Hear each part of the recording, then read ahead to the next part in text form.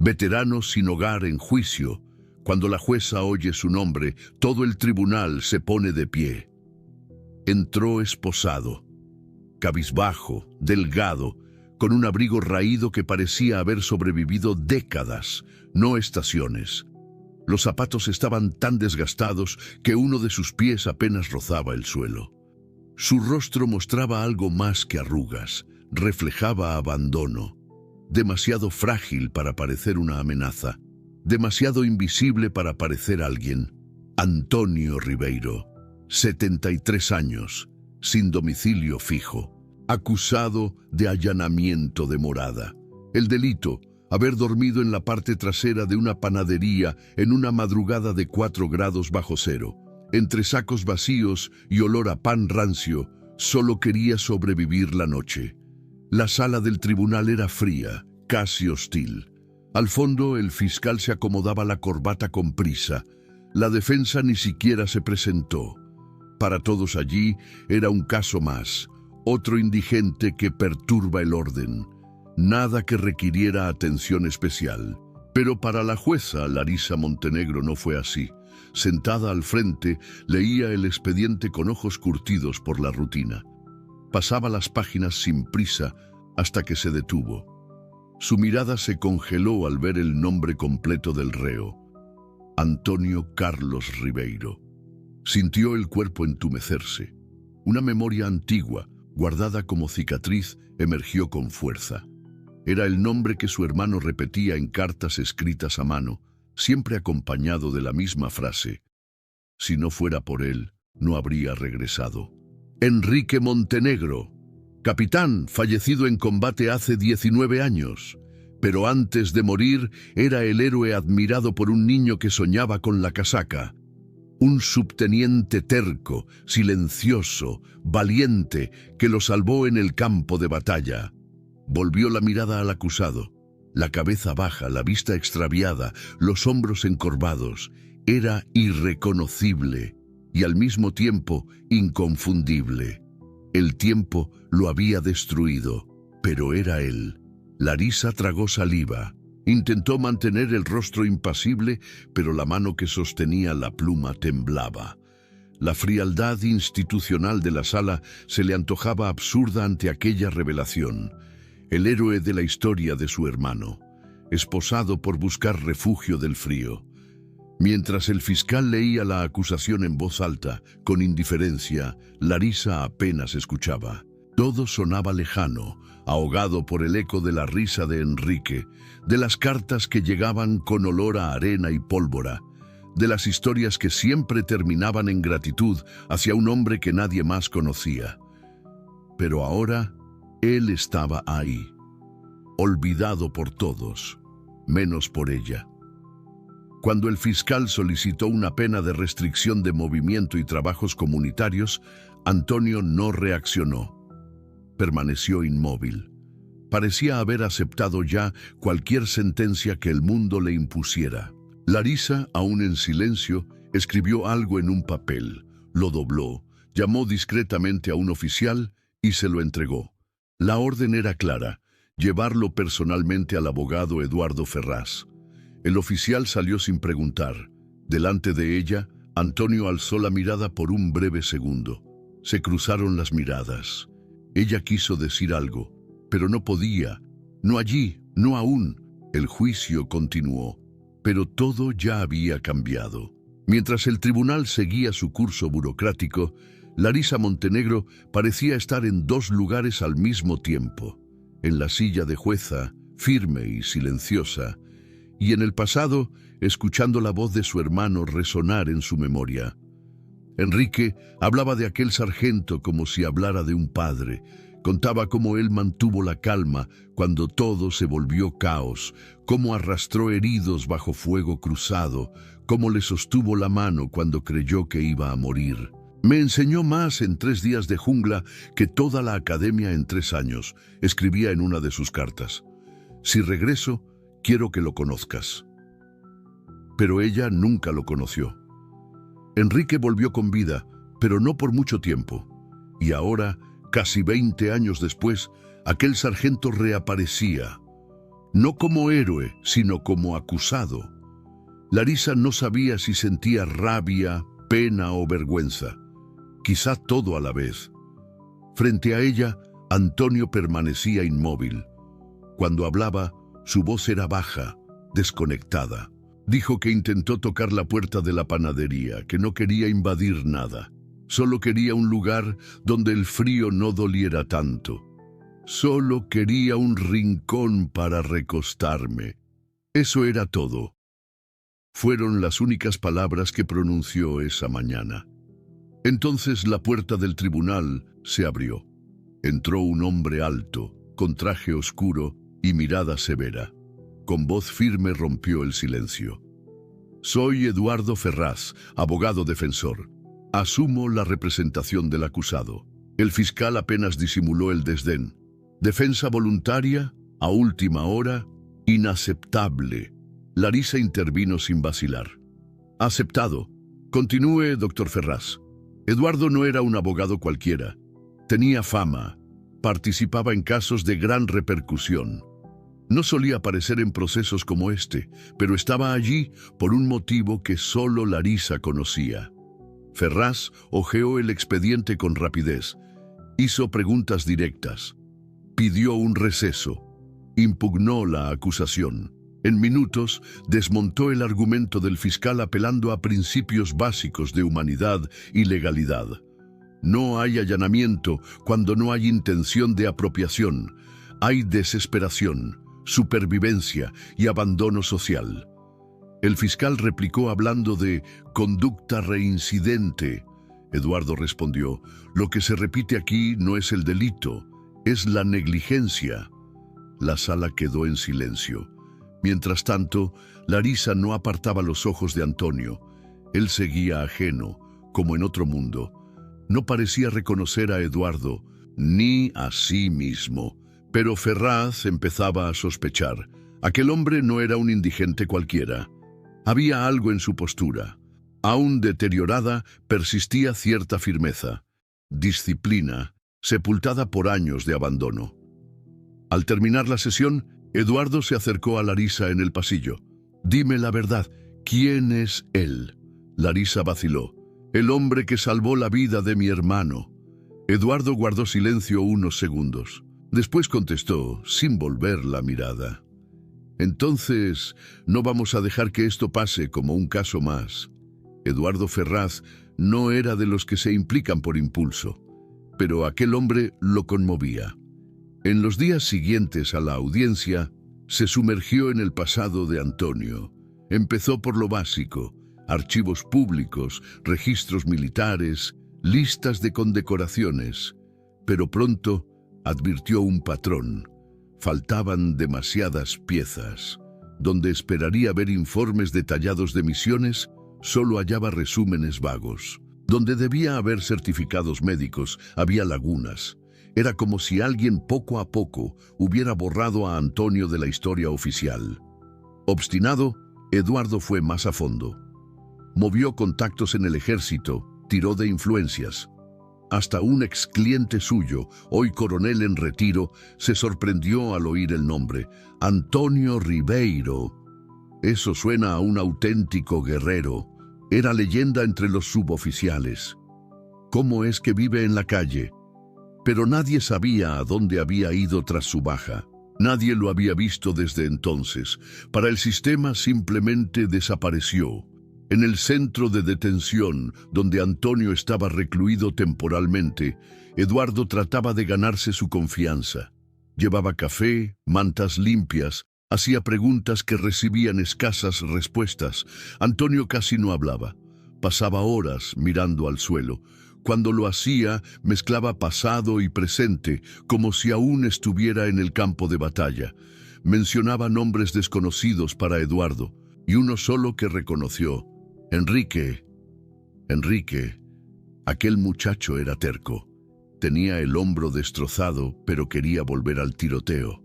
Murmuraba, sin contexto, una tarde cualquiera. Eduardo observaba con cuidado y paciencia. Un día llevó una carpeta. Se sentó frente a Antonio y sacó una foto, amarillenta, desvaída, de un grupo de soldados en la jungla. Uno de ellos, más joven, sonreía ladeado. Estaba herido, pero sonreía. «Este es Enrique Montenegro, ¿verdad?». Antonio miró y se detuvo. El tiempo pareció congelarse. Sus ojos, casi siempre vacíos, cobraron vida por un instante. La mano temblorosa se alzó y rozó la imagen con delicadeza. La voz le salió entrecortada. «Lo arrastré por el chaleco. Estaba tirado, con la pierna llena de metralla. Me dijo que quería volver a casa, que quería presentarte a tu hermana». Pausa. «Me llamaba viejo terco». El silencio que siguió dolió más que cualquier palabra. Ahí comprendió Eduardo. Aquel hombre aún llevaba todo consigo. El trauma, la culpa, la promesa incumplida. Aquella misma noche, Eduardo regresó a su despacho y revisó cada línea de lo que había descubierto. Finalmente, halló una vía, una mención discreta a archivos militares liberados por un reciente programa de desclasificación. Accedió al portal, completó solicitudes y esperó 48 horas. Y entonces aparecieron los nombres, la misión, la emboscada. Antonio Carlos Ribeiro actuó bajo fuego directo, salvó a 4 soldados e impidió el colapso de la tropa durante una retirada forzada. Resultó herido. Rechazó evacuación para seguir ayudando. Recibió propuesta de condecoración, pero el trámite nunca se completó. Todo era real. Eduardo imprimió los informes, marcó los pasajes clave. Mientras organizaba los papeles, se detuvo un momento, contemplando la mesa repleta de documentos. Allí estaba un hombre completo, con historia, con honor, con cicatrices. Un hombre que el mundo prefirió olvidar. Tomó el teléfono. «¿Larisa? ¿Sí? No solo salvó a tu hermano, salvó a un pelotón entero. Y luego lo abandonaron». Ella tardó en responder. Cuando lo hizo, su voz sonó firme pero suave. «Trae todo. Vamos a mostrar al tribunal quién es. Pero más que eso, vamos a recordarle al país lo que hizo». 2 semanas después, la sala del tribunal ya no era la misma. Aquel que antes parecía un indigente más, ahora tenía a un abogado de renombre a su lado y frente a ellos una pila de documentos que nadie esperaba ver. Eduardo Ferraz inició su exposición con calma. Colocó sobre la bancada no solo informes militares, sino también una línea de tiempo. Señaló omisiones, nombres ignorados, protocolos olvidados. Leyó fragmentos, subrayó fechas, mostró copias de documentos sellados por el propio ejército. Antonio Ribeiro, según lo que ahora era oficial, había evitado la muerte de al menos 5 soldados durante una emboscada en el extranjero. Había sido propuesto para la Orden de la Valentía Nacional. Pero el trámite se archivó tras su baja médica. La sala guardó silencio. El fiscal, hasta entonces indiferente, acomodó los papeles ante él como quien intenta reorganizar su propio argumento. Pero en ese momento ya no había argumento. Entonces la jueza Larisa autorizó el llamamiento de los testigos, y el primero en subir al estrado fue un hombre alto, canoso, con uniforme de gala, el general retirado Augusto Marins. «El subteniente Ribeiro me salvó la vida. Yo era teniente en esa misión. Me alcanzó una bala en el hombro, en campo abierto. Él me arrastró casi 100 metros bajo fuego. Nunca lo olvidé. Pero el sistema parece que lo olvidó». Le siguieron 2 exmilitares más, cada uno relatando cómo aquel hombre, que ahora apenas podía mantener la espalda recta en la silla, les había salvado. Antonio escuchaba en silencio. No parecía creer que hablaban de él. Eduardo pidió entonces la lectura de un fragmento del informe desclasificado.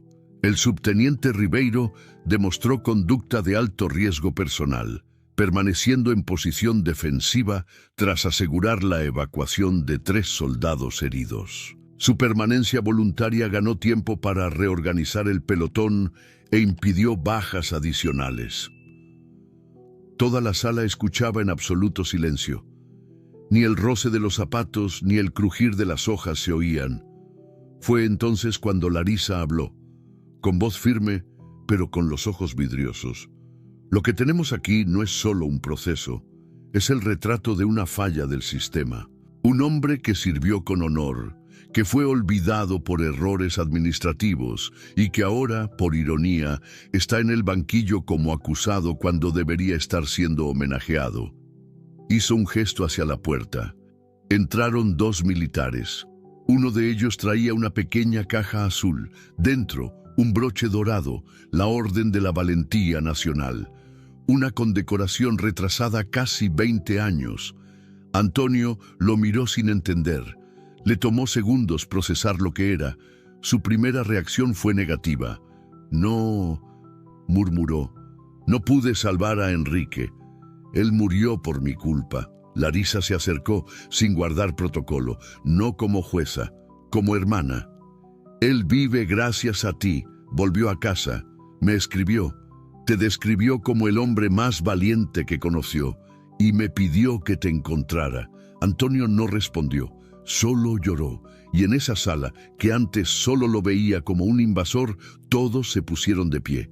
El fiscal, el personal del tribunal, los soldados, los curiosos en la audiencia. Nadie dijo nada, nadie necesitaba decir nada. La jueza respiró hondo.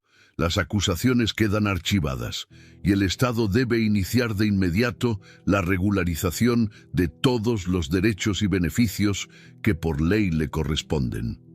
Eduardo asintió. Antonio bajó la cabeza, pero esta vez no por vergüenza. Era alivio. La semana siguiente, lo que habría sido un trámite administrativo se convirtió en un acto de reparación histórica. Antonio fue llamado de nuevo al tribunal, pero esta vez no como acusado, sino como homenajeado. La sala no estaba llena como antes. No había platea curiosa ni periodistas apurados. Era un ambiente más recogido, íntimo. Eduardo estaba a su lado, junto a 2 oficiales del Ejército Nacional ya con uniformes ceremoniales. Y Larisa, en su estrado, ya no ocultaba lo que sentía. No era solo jueza, era la hermana de Enrique. Alguien que compartía la misma deuda que el país tenía con aquel hombre. Antonio entró con ropa nueva, un traje sencillo pero limpio, barba recortada. Su cuerpo seguía algo encorvado pero distinto, no por la edad, sino por el peso del pasado, un peso que por fin empezaba a levantarse. Lo llamaron al centro de la sala. Un oficial leyó en voz firme: por valentía comprobada en combate, conducta de alto riesgo personal y contribución directa a la supervivencia de miembros de las Fuerzas Armadas, el Ejército Nacional concede con honor la Orden de la Valentía Nacional al subteniente Antonio Carlos Ribeiro. Abrieron la caja azul. La medalla brilló bajo la luz de la sala, pero Antonio no se movió. Miró la condecoración como quien ve un espejo hecho añicos. Respiró hondo y habló con voz entrecortada. «No merezco esto. Él murió». El silencio fue inmediato. Eduardo se acercó y puso una mano en su hombro. Pero él vivió el tiempo suficiente para volver, para escribir, para agradecer y para decirle a una hermana que tú eras la razón de su esperanza. Larisa se levantó y bajó del estrado. «La muerte no borra lo que se salvó, subteniente. Diste tiempo a mi hermano y le diste a nuestra familia más de lo que las palabras pueden expresar». Antonio apretó los ojos. Un sollozo escapó. Aún cargaba la culpa, como quien lleva un viejo fusil. «Solo hice lo que cualquiera habría hecho», susurró. El oficial le colocó la medalla. Antonio la sujetó con ambas manos, sin saber si ponérsela o simplemente contemplarla. Al fin, cerró los ojos y apoyó la frente contra ella. «Gracias», dijo con dificultad, «por no haberme olvidado por completo». El siguiente gesto no vino de Larisa ni de los militares, vino del fiscal, Se puso de pie, enderezó la postura y saludó con una reverencia militar. Toda la sala lo imitó, no por protocolo, sino por respeto. Aquella tarde, el gobierno oficializó la concesión de pensión vitalicia, vivienda asistida y atención médica completa al subteniente Antonio Ribeiro. El caso fue remitido al Ministerio de Defensa como símbolo de falla y reparación, y la prensa, que siempre llega cuando ya es demasiado tarde, buscó titulares, entrevistas y notoriedad. Pero Antonio lo rechazó, solo quería silencio y un lugar donde, por fin, pudiera dormir en paz. Era pequeño, un cuarto, un baño, una cocina con una mesa con 2 sillas, pero era suyo. Después de tanto tiempo durmiendo sobre cartones, bajo las marquesinas, en las bancas de la plaza, ese departamento silencioso le parecía un castillo. No había lujo, pero había calor. Las paredes no tenían humedad, la cama tenía sábanas limpias, la regadera funcionaba. Antonio pasaba los días en silencio. Preparaba café cada mañana, como quien cumple un ritual. Observaba el agua hervir, esperaba a que subiera la espuma, llenaba la taza con cuidado, como si fuera el momento más importante del día. Y lo era. La televisión permanecía apagada, las ventanas abiertas. Le gustaba el sonido de la calle, bocinas, pasos, voces al azar. Era la prueba de que estaba de vuelta en el mundo. Recibía visitas de vez en cuando, enfermeros, trabajadoras sociales, militares que venían a revisar papeles. Pero solo sonreía de verdad cuando llegaba Eduardo. Venían sin avisar. Traían pan, fruta, noticias de la ciudad. Hablaban poco, pero cuando Eduardo se sentaba, Antonio se relajaba. Por primera vez en muchos años, había alguien con quien no tenía que defenderse. ¿Todo bien, don Antonio?, preguntaba el abogado. Él encogía los hombros. Estoy aprendiendo a estar en paz. Es más difícil de lo que parece. Dormir aún era complicado. A veces despertaba sudando, escuchando disparos que ya no existían. Otras noches lloraba en silencio, abrazado a una cobija. Pero ahora había algo diferente. Sabía que podía volver a cerrar los ojos, y eso lo cambiaba todo. Una tarde de viernes sonó el intercomunicador. Era Larisa. Antonio dudó. No esperaba su visita. Pensó en negarse por vergüenza. Pero algo le dijo que debía abrir. Abrió la puerta. Ella estaba ahí, con una carpeta en la mano y el rostro sereno. ¿Puedo entrar? Él asintió, sin decir palabra. Se sentaron en la mesa de la cocina. Durante unos segundos, el único sonido fue el silbido de la tetera. Larisa puso la carpeta sobre la mesa y la deslizó hacia él. Son cartas de mi hermano. Estaban guardadas en la casa de mi madre. Algunas nunca las había leído. Antonio tocó el sobre como si fuera de cristal. Lo abrió despacio. Sacó una carta doblada con cuidado. Reconoció la caligrafía. El sargento Ribeiro me salvó. No solo el cuerpo, sino la mente. Me enseñó a mantener la calma, a no sucumbir al pánico. Me enseñó lo que es el coraje.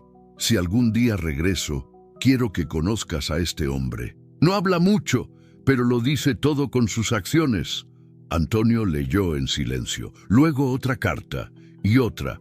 Algunas hablaban del campo de batalla, otras del miedo, pero todas terminaban con gratitud. Respiró hondo y murmuró. Durante tanto tiempo pensé que nadie recordaba.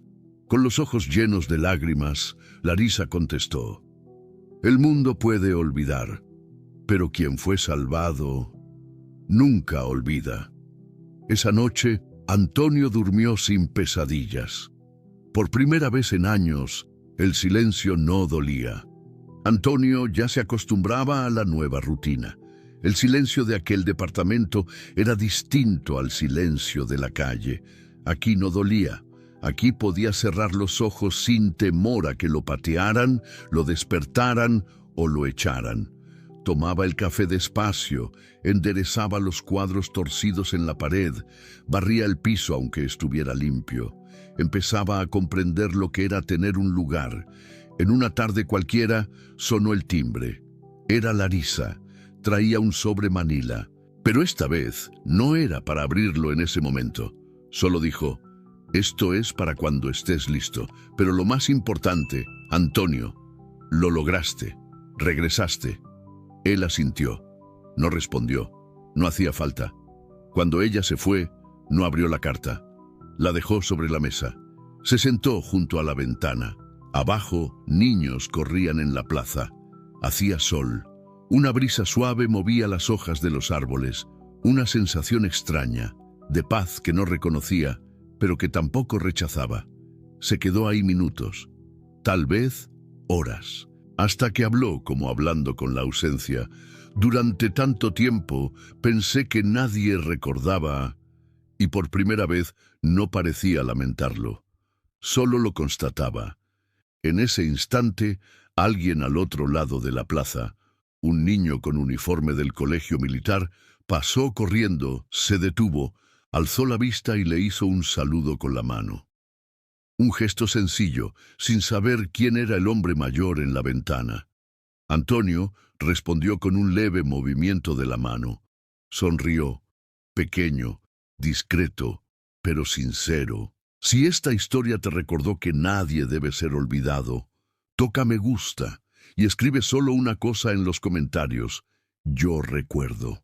A veces eso basta para honrar a quien lo merece.